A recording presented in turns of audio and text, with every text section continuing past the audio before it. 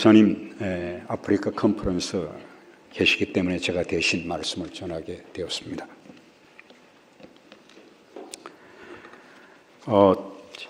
제가 시를 하나 읽어 드릴 텐데 일부 예배 때 읽어 드리니까 좀 어렵다고 그러더라고요.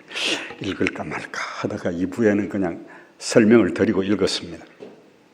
T.S. 엘리어트라는 사람의 동방박사의 여행이라는 그런 시인데, 이 그런 동방박사들이 이제 유대 예루살렘에 갔다가 여행을 끝나고 이제 돌아오고 난 뒤에 회상하며 그 감상을 쓴 글입니다.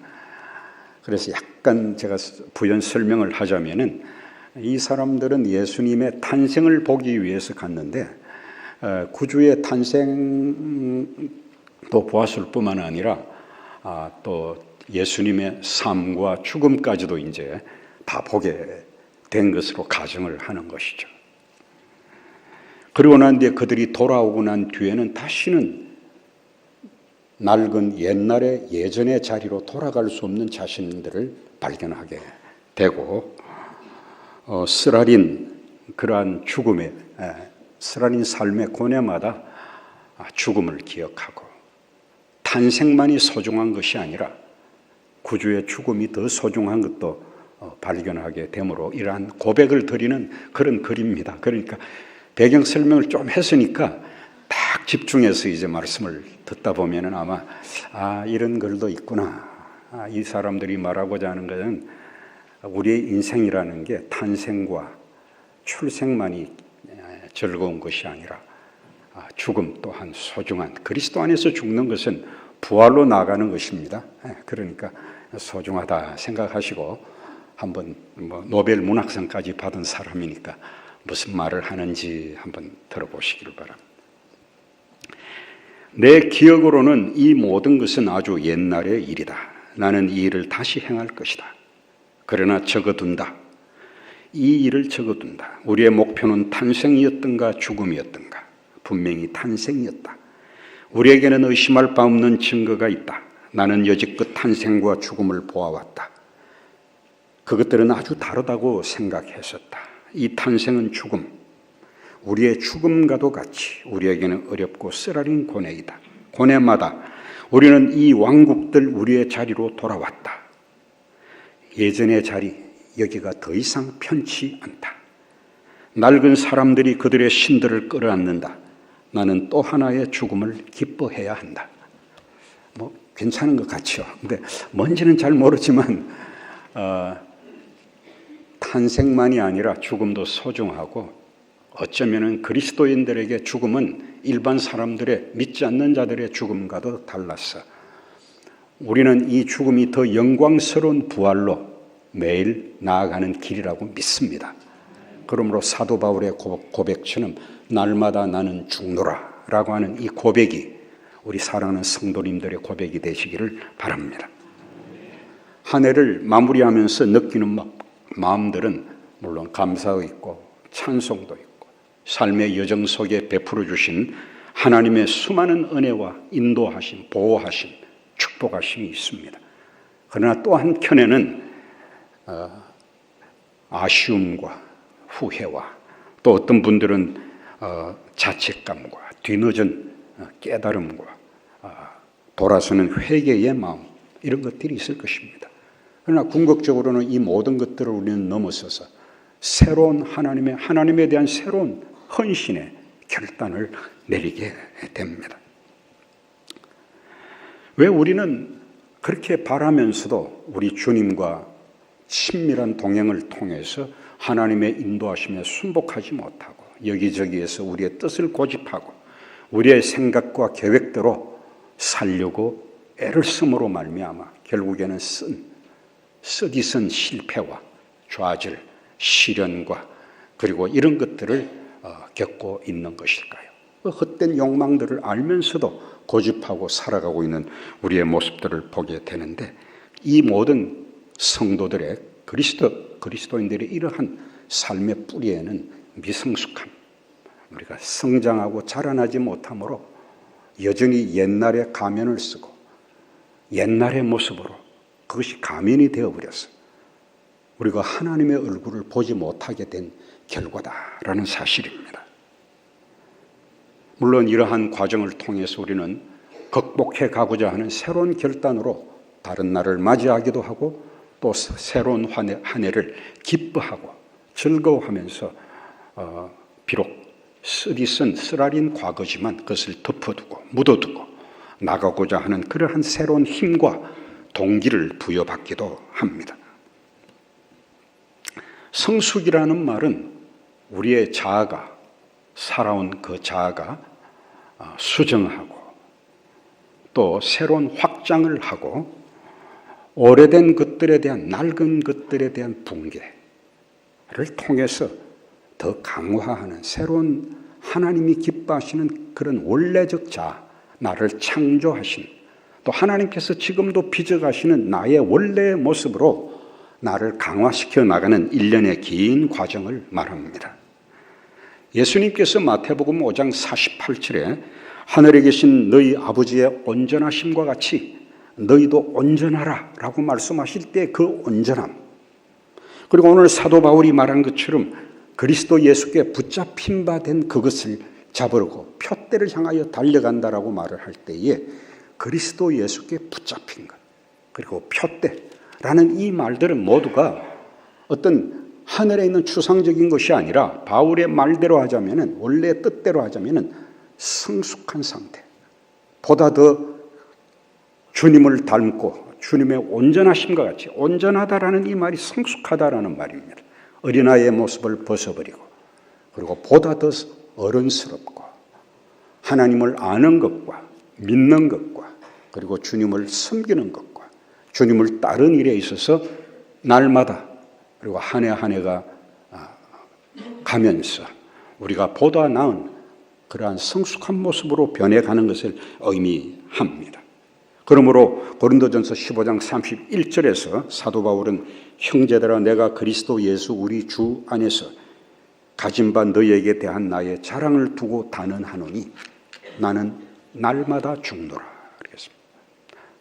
날마다 옛것에 대해서 죽고 옛 생활 습관에 대해서 죽고 나의 죄악된 어두운 것들에 대해서는 죽고 세상에 대한 헛된 욕망과 탐심에 대해서는 죽고 그리스도 예수와 그의 나라와 그의 의와 하나님에게 속한 모든 선하고 좋은 것에 대해서는 다시 살아나는, 그렇게 해서 성장해가고 성숙해가고 변화되어가는 복된 우리 성도님들 되시기를 바랍니다.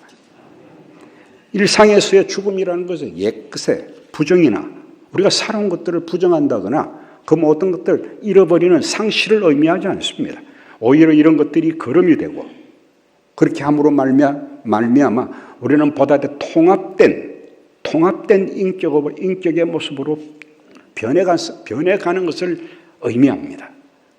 옛날에는 흙과 백으로 나누고 모든 것을 전체 이것이 아니면 아무것도 아닌 이런 사고를 가졌던 미숙함에서 벗어나서 우리는 보다 통합된 마음, 모든 것을 주님의 사랑 가운데서 이해하고 끌어안고 부분적으로 이해하던 것이 온전한 모습으로 더 나아가며 그리고 하나님의 사랑 가운데서 세상을 바라보고 나를 바라보고 하나님에 대한 관계도 그렇게 변해가고 그리고 이웃과의 관계에 있어서도 그렇게 온전한 모습으로 통합된 모습으로 세상과 나에 대해서 모든 인생의 일들에 대해서 받아들이고 수용하고 하나님이 나를 수용하듯이 나도 나를 수용하고 연약하고 부족한 나를 수용하고 그러한 이웃들을 끌어안을 수 있는 그런 상태를 말합니다. 고린도전서 13장 9절 10절 12절에 보면은 바울은 사랑에 관해서 말을 하면서 이렇게 말을 합니다. 우리는 부분적으로 알고 부분적으로 예언하니 온전한 것이 올 때에는 부분적으로 하던 것이 패하리라. 내가 어렸을 때에는 말하는 것이 어린아이와 같고 깨닫는 것이 어린아이와 같고 생각하는 것이 어린아이와 같다가 장성한 사람이 되어서는 어린아이의 일을 버렸노라. 우리가 지금은 거울로 보는 것 같이 희미하나 그때는 얼굴과 얼굴을 대하여 볼 것이요 지금은 내가 부분적으로 아나 그때는 주께서 나를 아신 것 같이 내가 온전히 알리라. 주님 안에서 더 날마다 해가 갈수록 부분적으로 아는 것에서 벗어나서 더 성숙한 어른처럼 하나님의 나라에 대해서, 나에 대해서, 나와 함께 여정을 가는 수많은 사람들에 대해서, 세상의 일들에 대해서 볼 수 있는 그러한 눈을 더 갖게 되기를 바랍니다. 성장이 멈춘 사람은 죽은 사람입니다. 이 사람은 우리 안에 우리가 진흙으로 만들어져 있는데 우리의 심령이 이제 굳어졌어. 진흙이 굳어졌어. 더 이상 하나님께서 원하시는 사람으로 빚어낼 수가 없다라는 데 대해서 바로 비극이 있는 것입니다.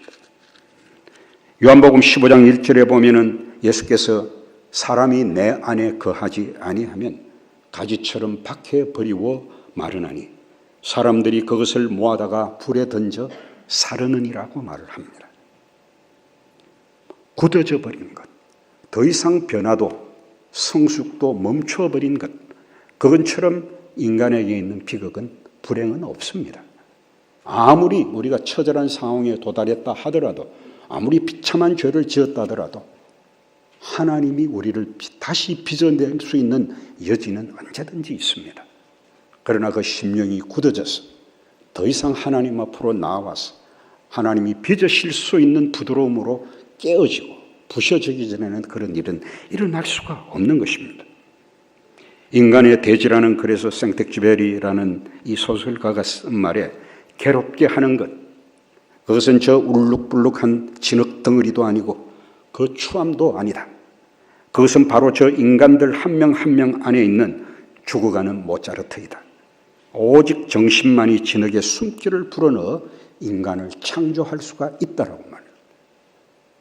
우리도 얼마든지 지금의 모습과는 새로워지고 변화되고 아름다운 모습으로 바뀌어져 갈 수가 있는 것입니다. 이러한 성장, 성숙, 변화는 가장 먼저 우리 영혼에, 우리 내 내면의 진실과 대면하고 직면하는 데서 출발을 합니다. 종종 그것은 고통스러운 일이 되기도 합니다. 그러나 그 진실을 외면하는 한은 우리에게는 변화가 일어날 수가 없는 것입니다. 자기의 성찰 없이는 결코 우리의 성숙은 일어나지 않는다라는 말입니다.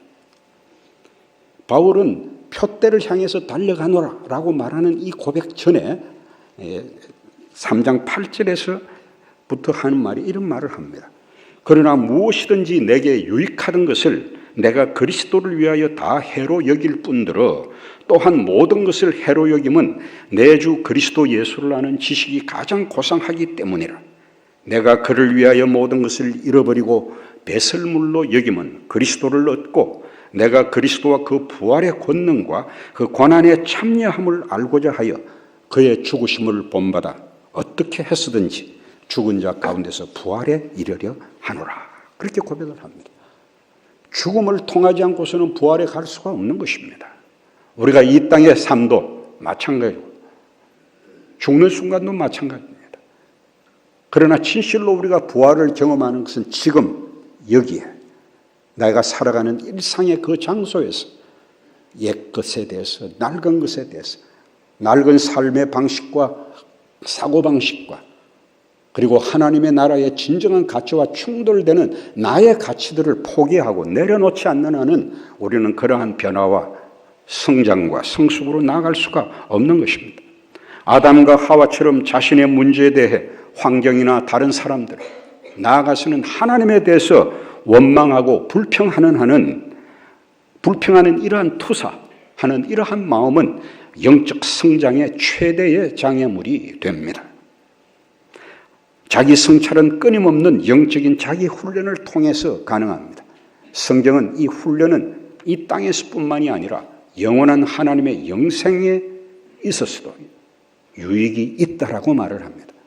그러므로 여러분 자신을 쳐서 하나님의 말씀에 복종하는 이 영적 훈련을 멈추지 마시고 영원한 유익이 있는 이 훈련에 자발적으로 우리 자신 말씀을 보고 기도를 하고 함께하는 이 성도들의 함께하는 이러한 영적 활동들에 대해서 게을리하지 마시고 불편하고 힘들다 하더라도 시간을 내고 드리는 이러한 삶을 살 때에 더 많은 유익이 있을 줄로 믿습니다. 한두 차례 자신을 잠시 돌아보는 것만으로는 충분하지를 않습니다.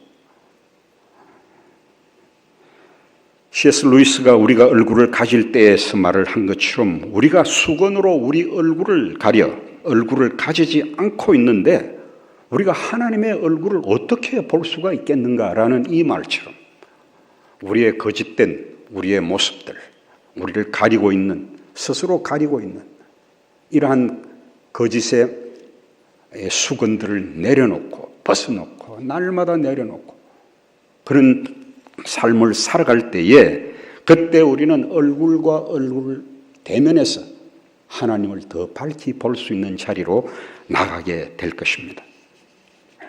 배우고 누군가로부터 코칭을 받고 누군가로부터 내 삶 전체에 걸쳐서 멘토링을 해주고 삶을 관여해주는 여지를 줘야 합니다.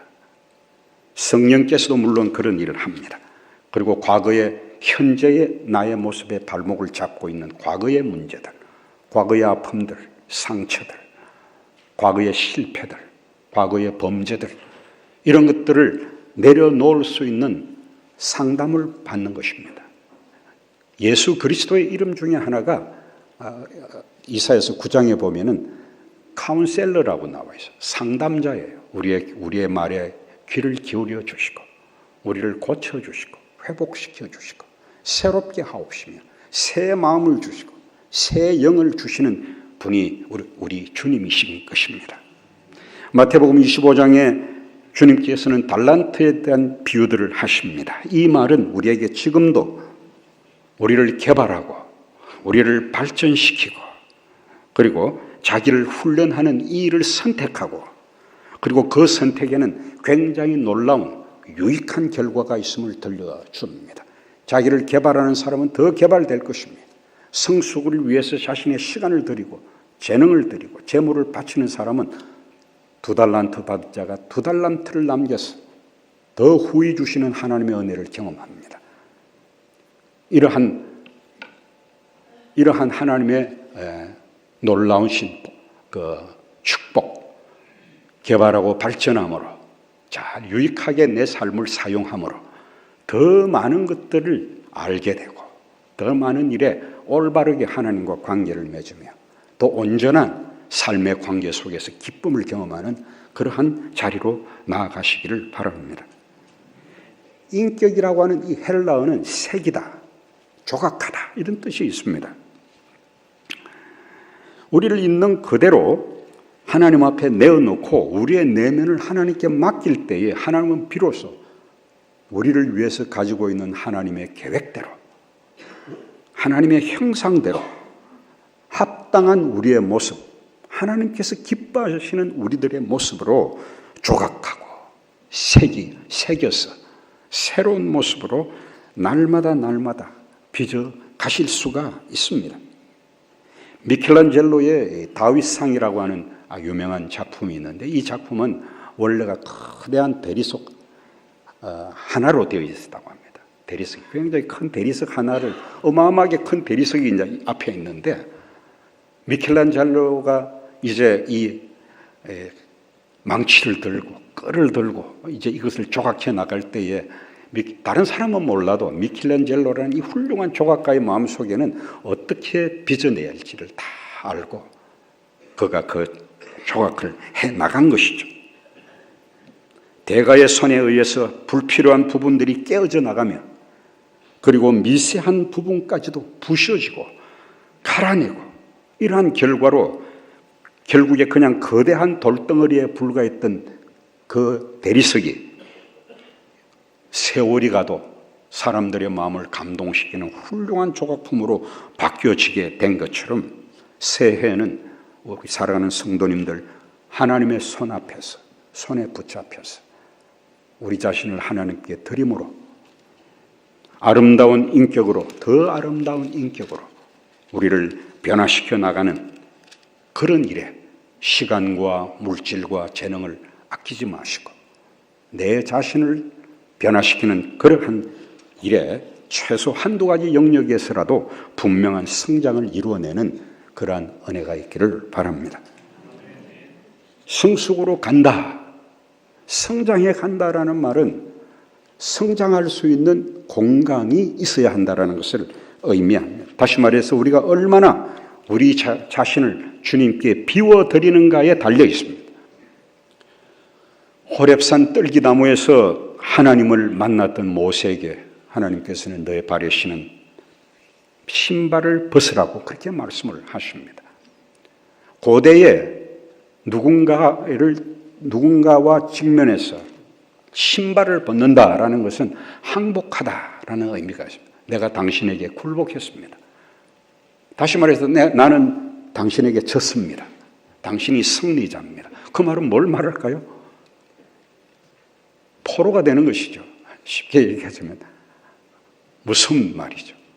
포로가 되고 그 사람의 것이 되어버린 거예요. 더 하다가는 죽으니까. 하나님께서 모세에게 신발을 벗으라 라고 말한 것은 떨기나무에 불꽃이 있었는데 떨기나무가 타지를 않아요. 이 엄청난 광경 앞에, 이 신적인 임재 앞에 모세가 두려움을 느끼는 경외감을 가지게 됩니다. 그리고 하나님께서는 내 발에 신발을 벗으라고 말라. 모세는 벗죠. 그리고 난 뒤에 하나님께서는 모세를, 이스라엘 백성을 이끌어내는 일에 항복한 그 사람에게 전혀 가보지 않은 인생의 길, 생각도 못한 그 인생의 여정을 다시 시작하게 합니다. 비즈니스계에 51대 49라는 법칙이 있다고 합니다. 협상을 할 때에 상대에게 51을 줘라라는 것입니다. 나는 49만 가져라. 다른 사람에게 더 많은 것을 양보를 하면 협상이 이루어집니다. 조금만 양보하면. 그런데 놀라운 것은 통계에 의하면은 이 법칙을 지키면 궁극적으로 후일에 더 큰 이익을 남기게 된다라는 법칙이 있습니다. 이 세상의 법칙도 이런데 하물며 하나님과 동행하는 우리의 믿음의 삶에 있어서는 더 유익함을 가져다 주지 않겠습니까? 영적인 삶에서 훈련이라는 말은 하나님이 활동하실 수 있는 공간을 내어드리는 것을 말합니다. 하나님께서 열매를 맺으실 수 있도록 공간을 드려야 합니다. 삶의 열매라는 것은 흔히 우리의 고통과 상실과 그리고 연약함 속에서 싹이 틉니다. 우리의 땅을 쟁기로 갈아 엎어버리고 그리고 굳은 흙들을 부셔낼 때에 그리고 딱딱한 돌멩이들은 제거해 버릴 때에 비로소 뿌리가 내리고 영양분을 빨아들여서 그 공간 속에 꽃이 피고 열매를 맺습니다. 하나님은 우리가 풍성한 열매를 맺기를 원하십니다. 성숙한 열매를 맺기를 원하십니다. 문제는 남아있는 나의 인생 중에 내가 할 수 있는 일이 얼마나 될까라는 것이 아니고 문제는 내 삶에 풍성한 열매가 맺힐 수 있도록 어떻게 나를 하나님께 완전히 내어드릴까에 달렸어요. 우리의 삶을 우리의 계획으로 우리의 생각으로 가득 채워놓고 이것을 축복해달라라고 말을 하는 한은 하나님의 축복을 받을 수 있는 여지가 없는 것입니다. 나의 계획을 끊임없이 간구하는 한은 하나님의 계획을 알 수가 없는 것이죠. 우리가 그것을 내려놓는 연습, 나의 탐심과 나의 죄악된 마음과 나의 연약함들을 아뢰고 하나님의 더 온전한 것을 기다리며 그의 손길에 맡길 때에 그 공간 속에 마치 두 사람이 춤을 출 때에 상대가 회전할 수 있는 공간을 만들어줄 때에 두 사람의 춤이 가능하면 너무 내가 주도하고 이끌어가는 하는 아름다운 춤을 만들어낼 수가 없는 것입니다. 오래된 삶의 습관들을 당연히 여기며 낡아서 맞지 않는 오래된 옷들을 계속해서 꺼내 입고자 하는 한 그리고 아집과 자기 중심성으로 말미암아 고착된 삶을 벗어나지 못하는 한, 비우고 나면은 놓지 않기 위해서 쥐고 있었던 것들이 그 얼마나 하찮은 것들인지를 우리가 발견하게 됩니다. 그리고 우리는 그때 비로소 하나님의 새롭고 거룩하고 영광스럽고 존귀하며 온전한 것들을 볼 수 있는 그러한 눈들을 갖게 되는 것입니다. 그러므로 우리의 기도의 중요한 제목은 오늘 무엇을 비워야 할지를 날마다 묻는 것입니다. 내가 내려놓아야 할 것이 무엇인지, 무엇을 비워내야 할지, 내 삶에 불필요한 것들을 고집하고 있는 것들이 무엇인지를 묻고 하나님의 음성을 듣는 것이야말로 우리 기도의 중요한 제목이 될 것입니다. 이것은 아브라함에게 있어서 갈대아 우르를 떠나서 하란 땅에 도착했을 때에 하란의 생활이 너무 흡족하고 익숙해져 버리니까 떠나지 않고 머뭇거리고 머물러 있었습니다. 근데 하나님은 다시 나타나서 가고 또 가라라고 말씀하시죠. 히브리 말로 레클레카라는 말인데, 레클레카라는 말은 가고 또 가라라는 거예요. 끝나지 않았다라는 것입니다. 너 인생의 여정이 끝나지 않았다. 여기가 아니다. 익숙해져 버린 그것이 오히려 굳어졌어요. 우리를 더 이상 믿음의 여정을 할 수 없게 만들 수가 있는 것입니다. 뿐만 아니라 떠나갈 뿐만 아니라 우리에게는 떠나보내야 하는 것들도 있습니다. 그것은 곧 아브라함에게서는 사랑하는 아들 이삭이었습니다. 그것을 바치라고 말을 하죠. 그러므로 우리는 하나님을 따라서, 인도하심을 따라서 옛것을 내려놓고 익숙해진 장소에서 벗어나서 새로운 것을 향해서 믿음의 도전을 하고 믿음의 발을 내딛는 여정이 평생에 계속되어야 합니다. 바울이 오늘 한 말처럼 내가 아직 붙잡았다라고 말을 하는 것도 아니고, 내가 그곳에 도달했다라고 말하는 것도 아니고, 나는 여전히 표대를 향해서 달려가노라라는 이 고백은 바로 이러한 고백인 것입니다. 너무 사랑해서, 너무 하나님의 축복과 은혜가 좋아서 그것을 붙들면 그 축복이 또 다른 우상이 되고 마는 것입니다. 그러므로 우리는 출애굽을 하면서 광야에서 소멸해버린 이스라엘 사람들처럼, 그리고 롯의 아내처럼 우리의 과거의 추억을 되돌아 봄으로 말미암아 거기에 머물러 있어 버림으로 말미암아 소멸되어 버리는 그러한 사람이 되어서는 안 되겠습니다. 이것이 곧 죽음을 통해서 내려놓고 비워놓는다, 익숙한 곳을 떠난다라는 것은 죽음입니다. 우리의 인생에. 그러나 그 죽음을 통해서 우리는 부활의 생명과 부활의 권능으로 나가는 줄로 믿습니다. 이것은 오래된 우리의 삶의 지도를 수정하는 것과 마찬가지입니다.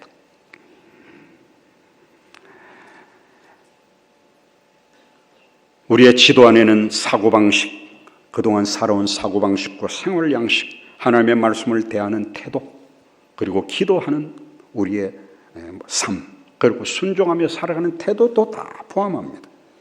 출애굽을 했던 이스라엘 백성들처럼 어디서 출발했으며, 그리고 왜 정체되고 방황했는지, 어디서는 넘어지고 어디서는 우리가 어둠 속에 머물러 있을 수밖에 없었던지, 어디서 우리가 성장하고 새로운 발전을 꾀했으며 언제 정신적으로, 영적으로, 사회적으로 향상하고 충만하고 풍성했고, 그리고 열매를 맺음으로 우리의 삶이, 내 정신세계가, 영적인 세계가 확장되었는지를 돌아보고 물어볼 필요가 있습니다. 이러한 수정을 통해서 우리는 더 크고 온전하고 나은 그러한 모습으로 나아갈 수가 있는 것입니다.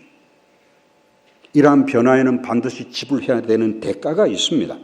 우리가 그 대가를 지불하지 않을 때에 하나님께서 우리의 삶에 개입하게 되시고, 그 대가는 훨씬 클 수가 있다는 것을 기억해야 합니다. 거짓된 것들을 진리로 바꾸어 나가는, 오래된 것들을 새로운 것으로 바꾸어 나가는 이 고통을 주도적으로 받아들이고, 그리고 부활의 신앙, 부활의 능력, 부활의 권능과 그 영광 속에 내년에는 훨씬 더 참여하고 경험하는 우리 성도님들의 삶이 되기를 바랍니다.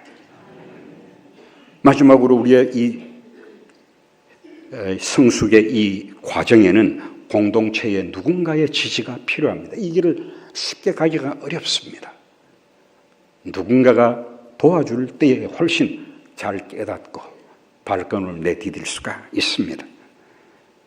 이 여정의 가장 중요한 분은 하나님의 성령이시죠. 우리와 맺은 하나님의 약속, 세상 끝날까지 내가 너희와 항상 함께 있으리라. 이사야서 46장 3, 4절에 보면 야곱의 집이여 이스라엘 집에 남은 모든 자여 내게 들을지어다. 배에서 태어남으로부터 내게 안겼고 태에서 남으로부터 내게 업힌 너희여, 너희가 노년에 이르기까지 내가 그리하겠고 백발이 되기까지 내가 너희를 품을 것이라. 내가 지었은즉 내가 업을 것이요 내가 품고 구하여 내리라. 하나님의 약속, 이 약속을 신뢰하고 인생의 여정을 용기를 가지시고 담대하게 하나님의 인도하심, 순종하고 성령의 인도하심을 따라가는 여러분들 되기를 바랍니다. 뿐만 아니라 우리는 시편에서 보는 것처럼 예루살렘으로 올라가는 여정이 험합니다. 산 위에 있습니다. 옛날에는 도적도 많았어요.